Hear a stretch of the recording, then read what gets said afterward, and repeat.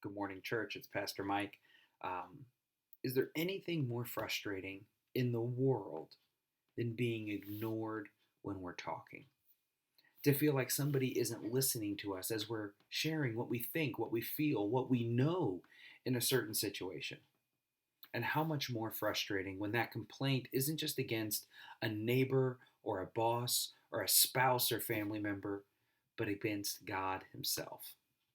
Sometimes we can feel like our prayers just fall on deaf ears, like the situation that we're in just continues and continues, no matter how hard we cry out to God for some deliverance.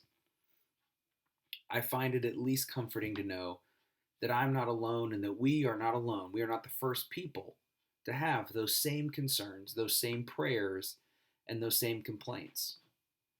For 400 years, the people of Israel were slaves in Egypt.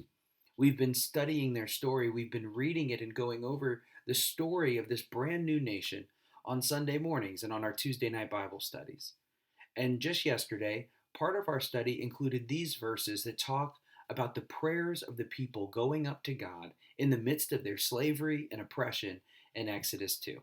Listen to this starting in verse 23. It says that the Israelites groaned in their slavery and cried out, and their cry for help because of their slavery went up to God. God heard their groaning, and He remembered His covenant with Abraham, with Isaac, and with Jacob. And this is the verse that just sticks with me every time I read this. So God looked on the Israelites and was concerned about them. In the Hebrew, it's shorter and sweeter. It says, so God saw the Israelites and God knew, period. See, when God sees what we go through, it doesn't just mean that He looked at it. He acknowledged it and said, yes, that's happening. To see carries all this connotation that means I see what's going on and I'm going to go do something about it. When God sees what's happening to us, it means that God is actively intervening as soon as He knows. And when they cried out to God, God heard, God remembered His covenant, and God saw them just as they were, with all their pain, with all their hurt, and God was already moving to redeem, restore, and deliver them. And beyond just seeing, it says that God knew. And we might be asking, knew what? A lot of the translations will answer that for us. They'll try to soften that phrase so we know what God knew in that moment. But I think it's something deep and something true that God knew exactly what they went through. God knows what you go through and what I go through.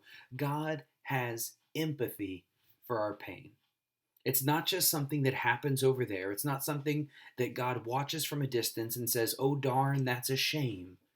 God enters into our pain, our grief, our loss, and our despair. And God says, you are not alone. I see you, and I will save you. So no matter how long we cry out in our prayers, God hears.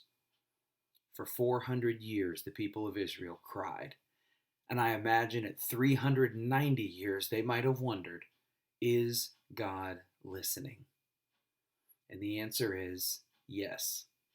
God is waiting for the time to save and deliver us from our pain just the way that He has designed it to be. The way that we will learn what we need to learn, that we will grow in the ways that we need to grow. And when we come through that pain, we can use it as a testimony not just to how strong God is to save us, but on how powerful God is to change us through that same process. God has a plan for your life, not to leave you in your pain and in your hurt, but to save you and deliver you for your good and for His glory. So know that you are blessed by God, that God sees and knows just who you are.